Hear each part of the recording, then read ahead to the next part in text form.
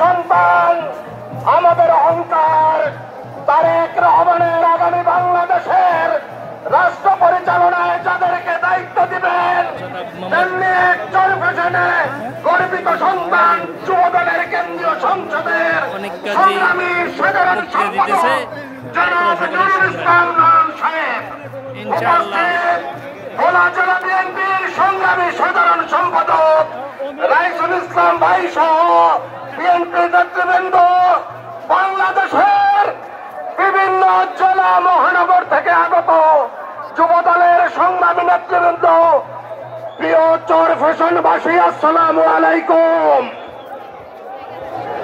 ওয়ালাইকুম আসসালাম।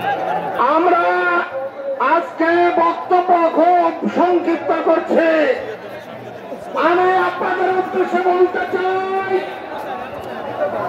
আমাদের আপনারা জায়গা সংকুলন হচ্ছে না, আপনারা একটু দয়া করে দাঁড়ান। আমাদের সন্তানকে তারেক রহমান বাংলাদেশের যুবদলের দায়িত্ব দিয়েছে সারা বাংলাদেশে। আমি আপনাদের কাছে আহ্বান জানাচ্ছি, মাশাআল্লাহ, আগামী দিনে চরফেশন বাঁকুড়ার দায়িত্ব আমরা তার হাতে দিব। আপনারা রাজি আছেন কিনা? ইনশাআল্লাহ রাজি আছি।